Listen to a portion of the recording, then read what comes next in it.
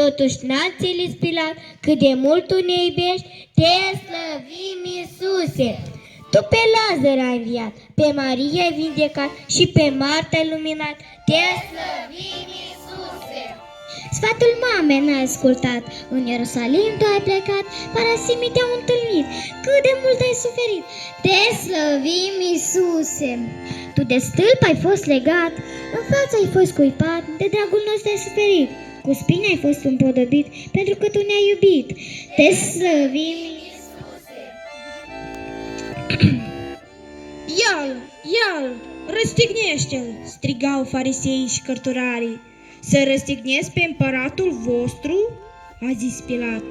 Fariseii însă au zis, nu avem împărat decât numai pe Cezarul. Pilat însă a zis, eu nu găsesc nicio vină în acest om, luați-l voi și îl răstigniți. Cărturarii însă au zis, noi avem lege și după legea noastră trebuie să moară, că s-a numit pe sine împărat.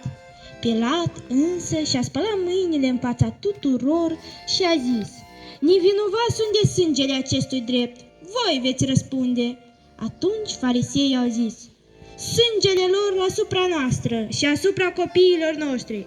Atunci l-au dat să se răstignească.